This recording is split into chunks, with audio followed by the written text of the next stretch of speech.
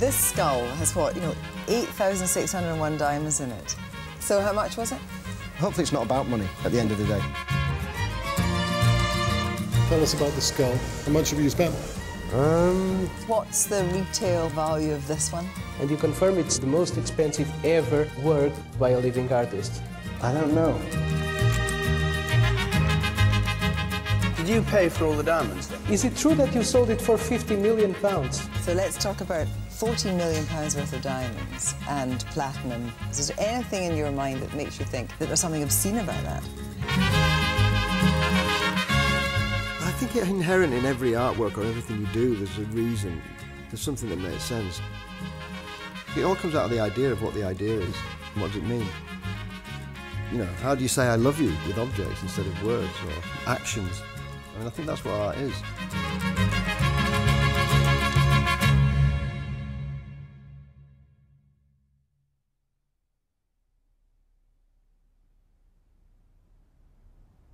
I wanted to be a painter, but it didn't really come naturally to me. It was like a void, and the infinite possibilities of what I could paint used to sort of do my head in.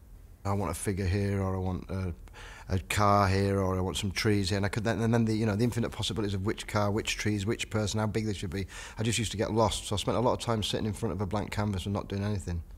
And I think the desire to be a painter is an unhealthy desire as well. It's in the same way that being famous or wanting money, or they're not the right kind of desires. It's like the desire is the ideas, and then paint's a good way to express it.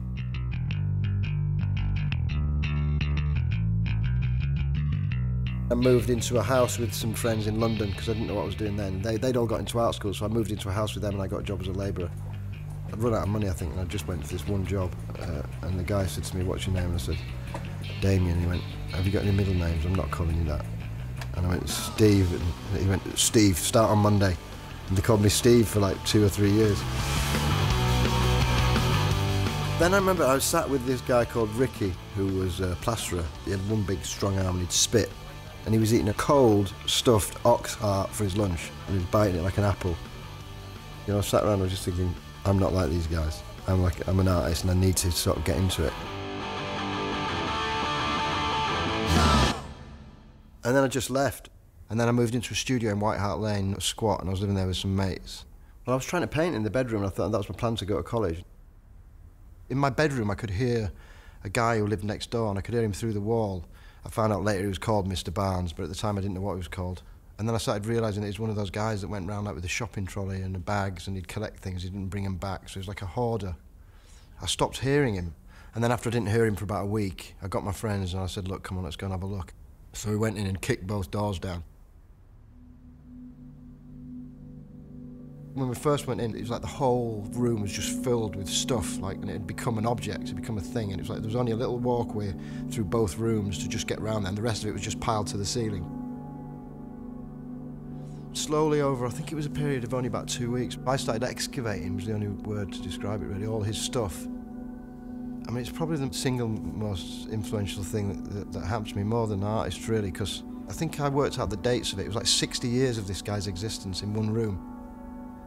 I went from the top down. I started peeling things out, and I was opening bags and finding things in there, books and magazines, whole collections. And I'd find heads from the graveyard of statues, a bag with every toothpaste tube he'd ever used for 60 years, completely rolled out and rolled up, and he'd never thrown anything out.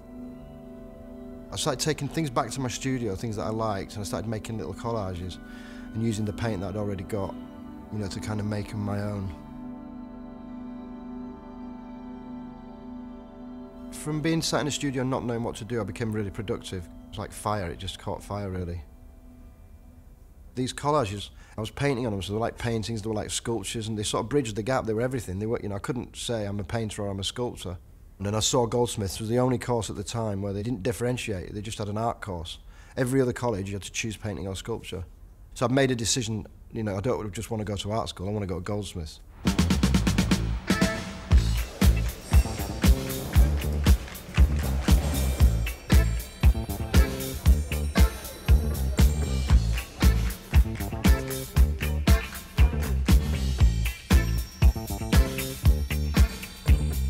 I remember at Goldsmiths, they were definitely thinking, who's that guy?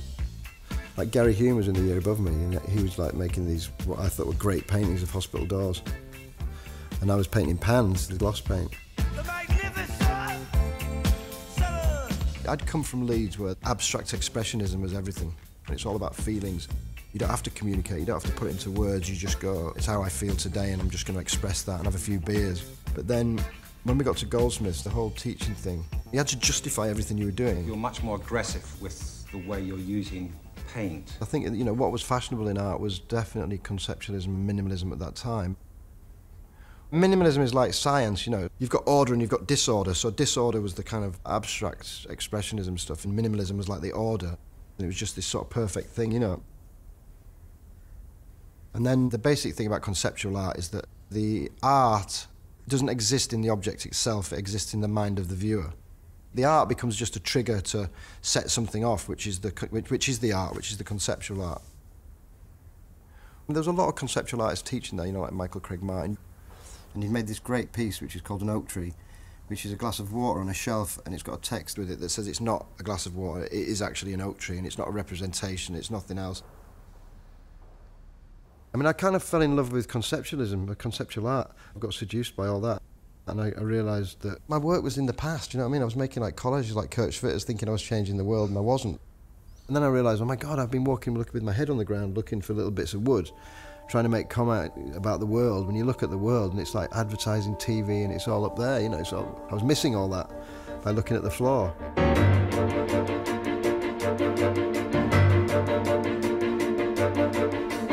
I remember that being quite a turning point for me, you know, in a sort of mad year. It was probably my first year at Goldsmiths.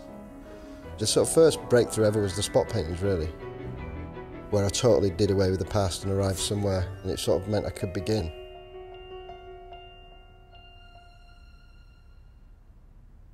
My early paintings, I remember a tutor at college saying to me they'd make great curtain designs. And then I realised that what my problem was in a painting was that I love colour. I'd just get totally seduced, and I could play with colour all day long. And things would be weak formally in terms of like symbolism or anything like that. But I'd overpower all that with colour, which is why you could look at it and say it's like a curtain design or something else like that.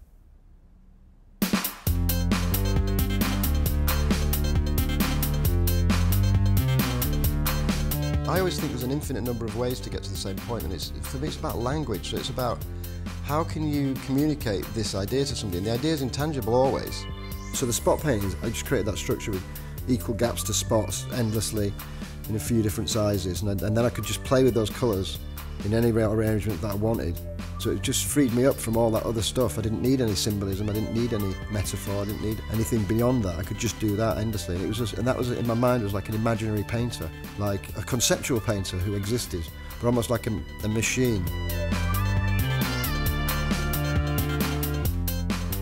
At the time, I was getting into the idea of the endless series as a sort of strand of conceptual art. I just loved the idea of these artists who set out to just do endless variations of one thing, like Ryman with his white paintings, or Dan Flavin with his fluorescent tubes.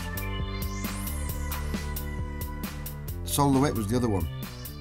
He came up with different systems for making his art and then made instruction books so that anyone could carry on making them forever, indefinitely. And so, with the dot paintings, I just thought it was about repetition, and it's about endlessness, and it's about immortality. And so I just thought, well, this should be an endless series. I think maybe I even toyed with the idea of saying, you know, stop everything else and only do this. If I did that and I did nothing else, it'd be an excellent career. It was just one aspect of what I was doing.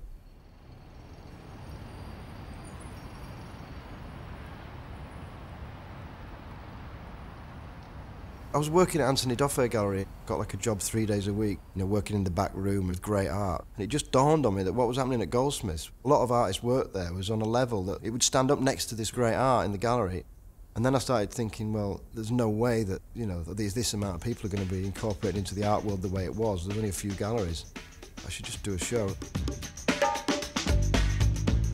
Damien just asked a load of people if they wanted to be in the show.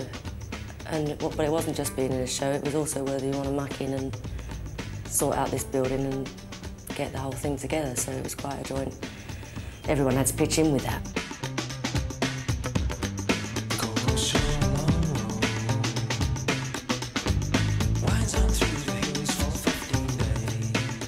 Damien Hirst exhibited in the show, but also organised the building, the lighting, the catalogue and the PR. Nick Sirota from The Take came, Norman Rosenthal, and a lot of people from like London Galleries, practically everybody really. So what does everyone at the school think? Well, there's a bit of mixed feelings, I think. It's kind of separated the school into two halves. A lot of people who are kind of anti-freeze, and a lot of people who are for it. Who are the ones who are anti-freeze? Why are they that? I don't know, I think it's just, you know, any kind of success, people don't really like it, do they? It's a big responsibility that I didn't really like. I mean, in the beginning it was like, you know, I was just a curator. It's like, so it sort of hindered me. You know, everybody else took off and then people didn't take me seriously as an artist because I was the guy who organised the exhibition. You know, I hadn't done the medicine cabinets when I did Freeze. I'd just sort of arrived at I was doing those cardboard boxes, so I actually did feel that maybe they were right in some ways. It sort of spurred me on into my art.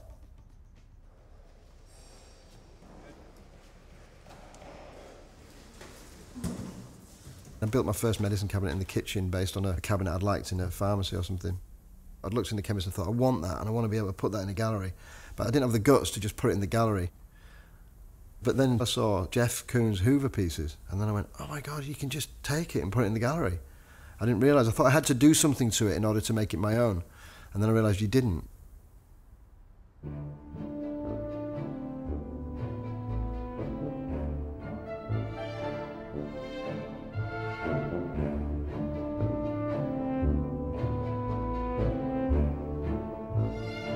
There's an emptiness to conceptual art and minimal art that was in the past, and so I was seduced by it, but then wanted to bring it back to life in some way and put something more into it.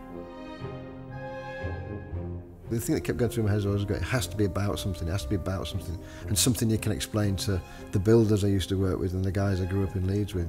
You know, we're all capable of huge amounts of wonder, you know, it's like, and that's what art's about, is wonder, you know.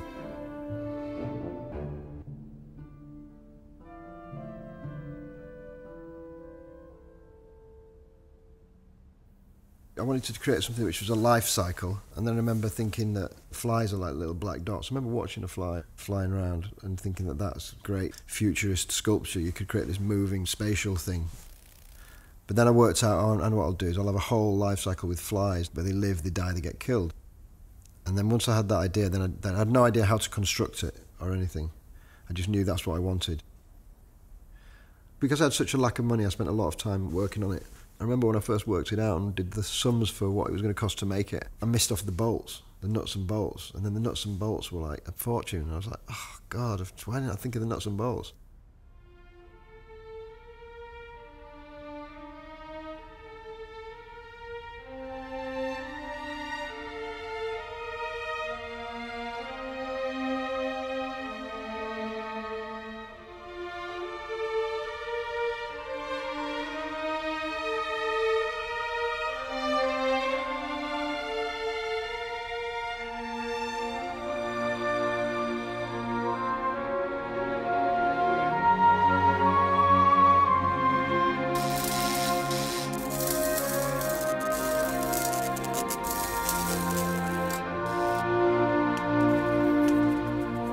A 1,000 years is absolutely phenomenal. I totally love it.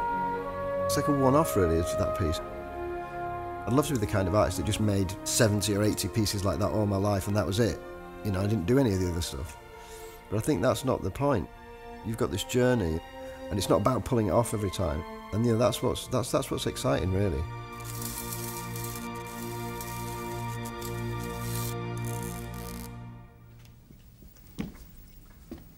This painting is by the 26-year-old British artist Damien Hirst.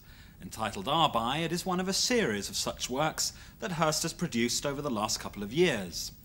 Good-looking, decorative, mild in effect, it contrasts sharply with some of his other creations, which notoriously revolve around the rotting corpses of dead animals.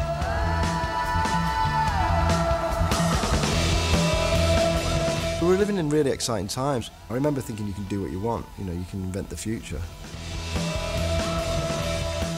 I was living in Brixton, in the Barrier Block, and I got a studio in Brixton after I moved in, which was on Minute Road, and it was in a breaker's yard. The guy there had an evil guard dog called Fucker. So we'd have to walk through there, walk past all the cars to work down there. There was a little community, there was like 7 or 8 artists. I was priming a canvas. and flies were landing in the paint. And I remember thinking, again, like an imaginary painter who was like trying to paint monochromes and insects kept screwing them up, and then they became the work. And I thought, oh well, that'd be brilliant if they were butterflies. So the byproduct of something horrible happening, like an insect landing in the painting, became a great thing.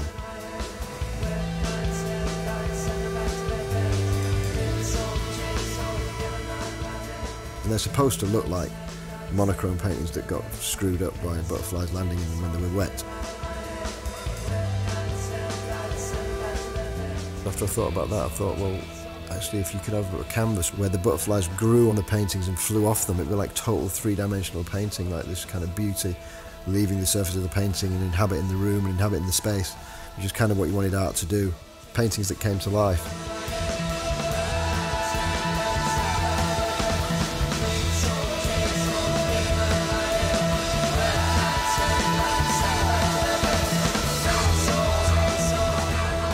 I've always looked for universal figures, you know. I mean, I love the butterfly because it's such a kind of overused symbol. I mean, cliches really. I was looking for realism as well as conceptualism, because the only thing about conceptualise is it's not real. I remembered I'd gone to the Anatomy Museum and the Anatomy Department in Leeds College, and I'd drawn from the bodies in there, which was just to back up my life drawing in Leeds. But I'd gone in the rooms, I'd taken my mates there with for the shock of like dead bodies and everything. I'd looked in the museum where they have all these things in formaldehyde. And then I thought, well, you know, with that formaldehyde, that's the way you can make it real. If I took those, again, like I did in The Chemist, I just take those things in the jars out of the museum that I'd seen in Leeds and I put them in a cabinet, and you go, that is real then.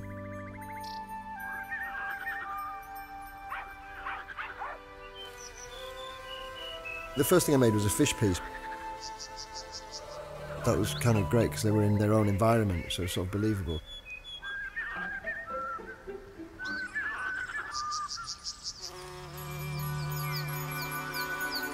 When I saw the fish on the wall, I had no idea what he was doing. And all I could see was all these fish swimming in the same direction as we do in life. And I felt very sad about it. Not about his piece, but about what it said to me. I'm not sure he meant it to say that, but that's what it said to me, that we're all conforming. And that's not necessarily a good thing. I was taught by my mum to confront things you can't avoid, and death's definitely one of the big things. And when you're a kid, you're not afraid of death, are you? I mean, I'm definitely afraid of it now. I mean, as you get older, you get more and more and more afraid of it, you know. But I think when I was a kid, I definitely didn't have any fear. It just excited me. I was always thinking about it. I remember when I was really young saying to my grandmother, who was quite close to me, we used to talk about death a lot. And I must have been younger than 7 when it dawned on me that there was nothing you could do about it, you're going to die. And I was like, what? You mean if you don't get shot and you don't get hit by a car and you don't get cancer and you don't, if you avoid all those things, you die anyway? And she went, yeah, you die of old age. And I was like, bummer.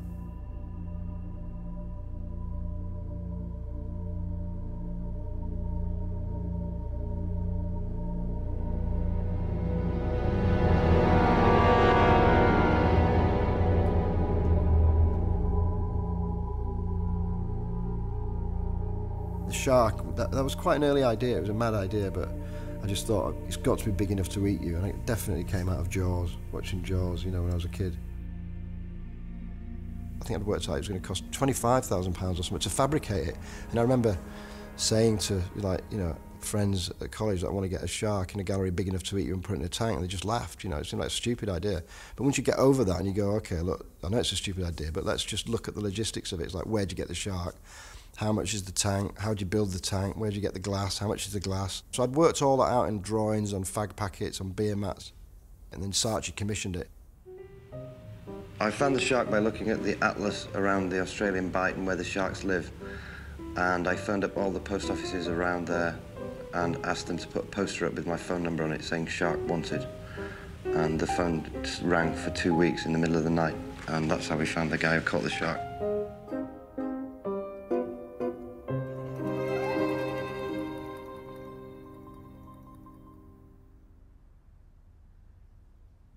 And then I thought, well, zoos are shit places anyway, and they're kind of tragic, all the animals are miserable. And then I thought, well, wouldn't it be brilliant if you could make a zoo of dead animals? And again, that was going to be an endless series of animals called, you know, natural history.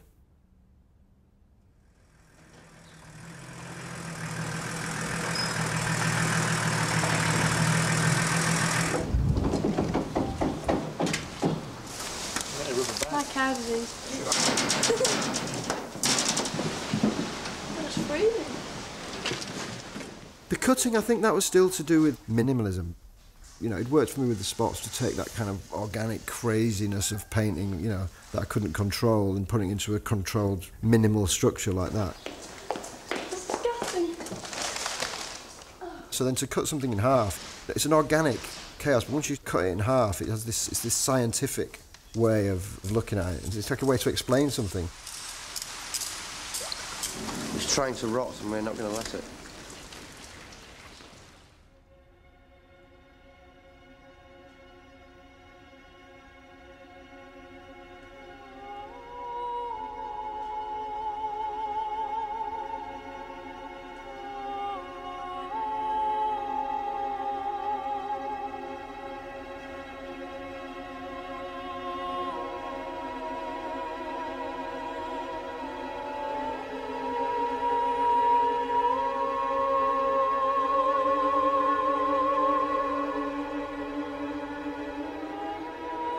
When I tried a sheep into a tank, I didn't think it would work.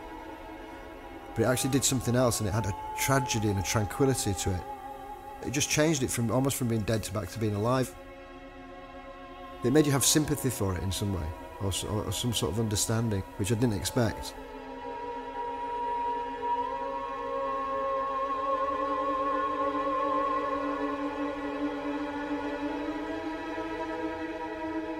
And now I'm very pleased to announce the winner of the 1995 Turner Prize.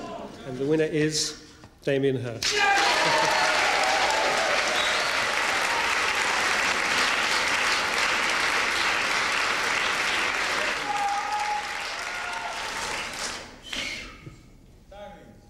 What can I say?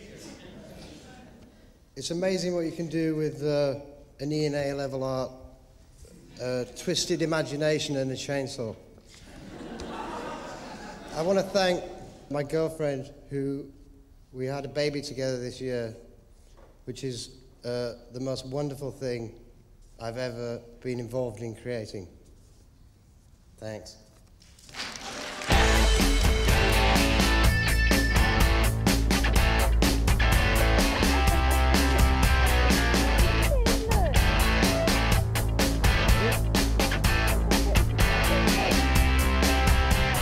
It's funny because that whole time around the Turner Prize, I remember thinking it was going to last forever. There was a massive hub of activity. There was Blur, Oasis, all that stuff, Pulp, you know, all these great bands. And we're all hanging out, we're all drinking in the Groucho Club. It was like one massive drinking party.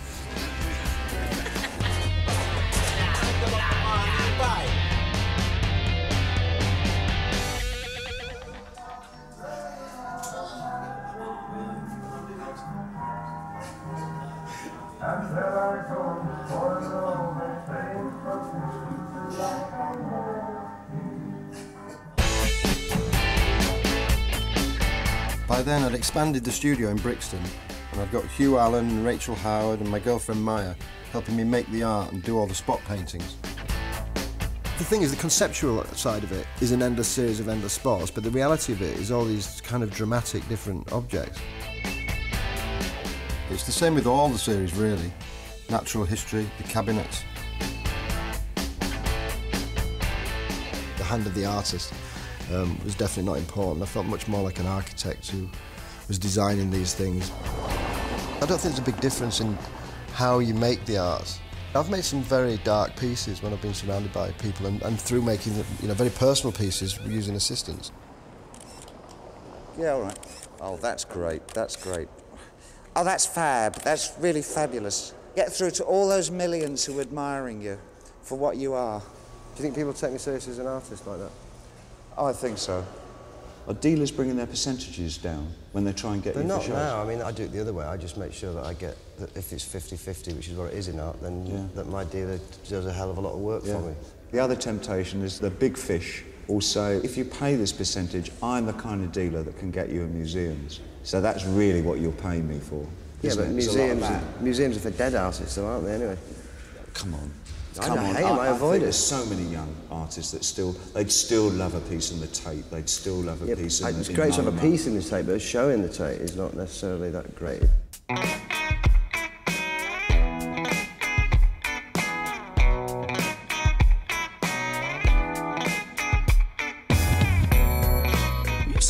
pleased by the fuss that surrounded the Sensation exhibition?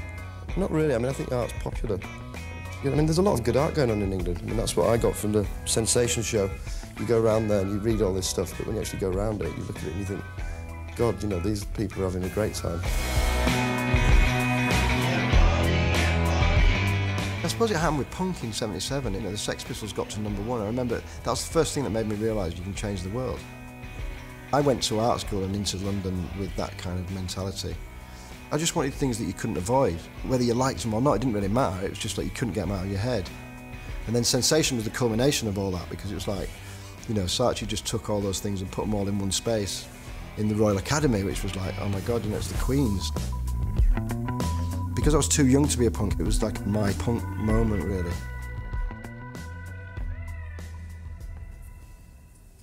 He's better with his glasses on.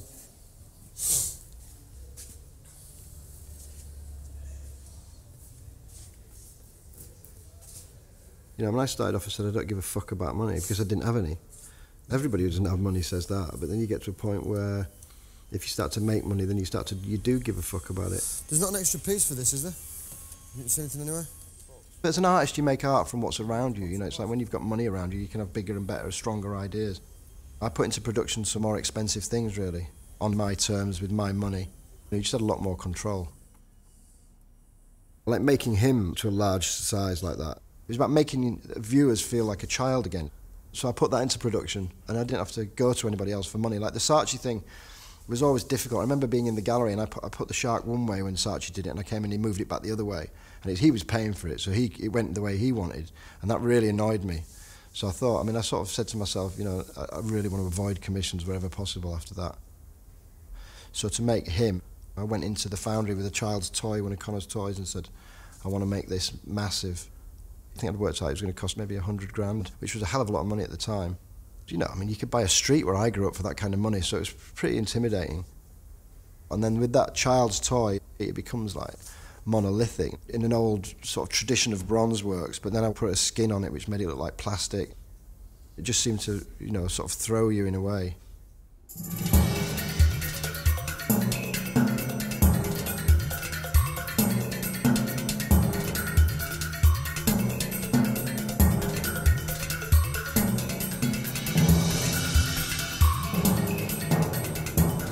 My business manager, Frank, said to me, we should put £1 million on this.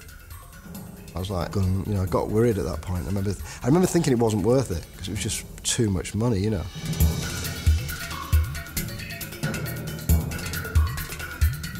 I mean, when I was a kid, I was growing up, I remember, you know, having so little money that we were trying to find money on the street, looking around, you know, thinking, I hope I found a £1 note, you know, with your head on the ground.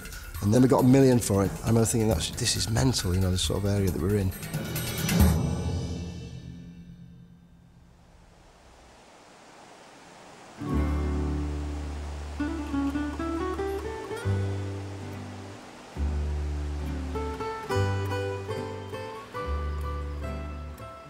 Mexico, we went for quite a few holidays. You know, it's a big surf spot. So we went for Maya again, for surfing. We'd looked for somewhere to buy abroad, and we went to Mexico, and then I fell in love with it again.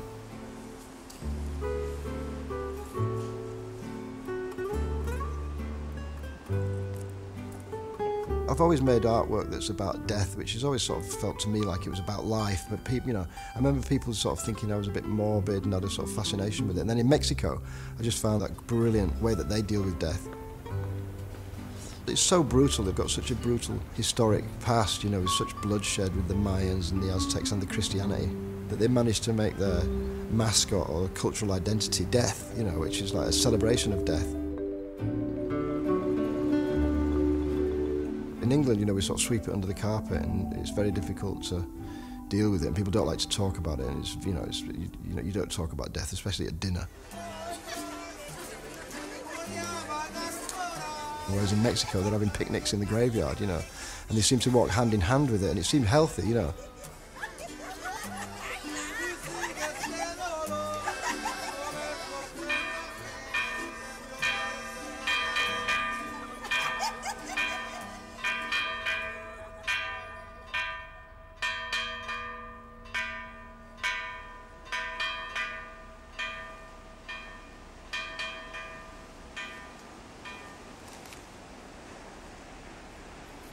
I wanted to show in Mexico, so I thought it made sense that I was spending so much time there. So we did a big show called The Death of God.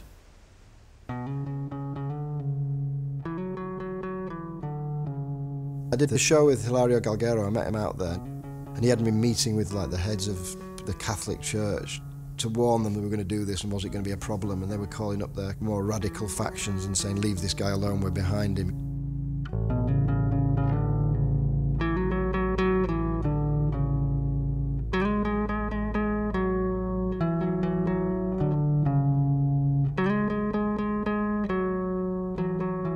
Maybe we are not an educated country because we are a poor country, but we're a very cultured country, which is different. All these thoughts about death, about life beyond death, about love, about passion, about tragedy are happening here in Mexico in a very contemporary way.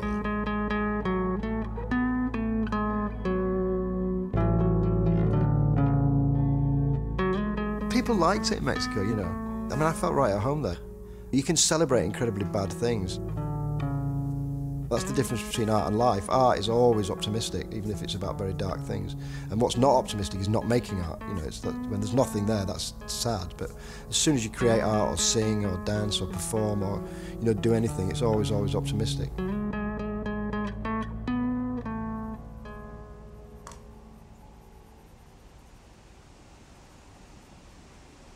And I think that's where the idea for the diamond skull came out of. I was thinking about what's the maximum you could throw against death. And I'd always loved that turquoise skull that's decorated, that's in the British Museum. And I remember thinking decoration's not seen as a kind of very good thing. So then to have death as something very powerful and to decorate it with, you know, diamonds, it seems like it becomes a very powerful thing.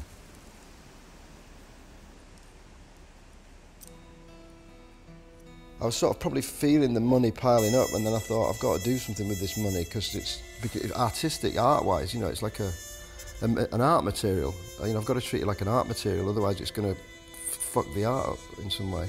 It just made sense of all the money at that moment for me. I suppose I've always really been afraid that money is more important than art, or that I'm using the art to get the money instead of using the money to make the art. It frightened me to be spending that amount of money on it at the time. But, you know, from an art point of view, I felt it was worth it. But, you know, it definitely pushed me to the limit.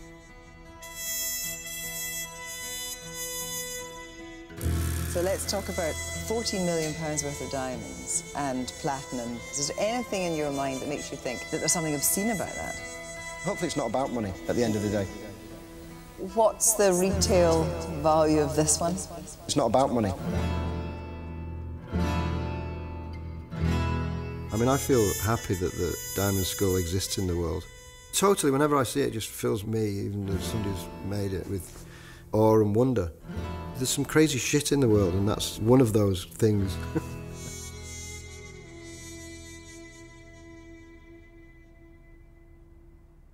I mean, I always say that my belief in art is like a belief in religion, whereas I don't believe in God and I don't believe in religions, but I believe in art that you can achieve infinitely more than is there, which is like what, you know, it's the kind of like a religious faith, really.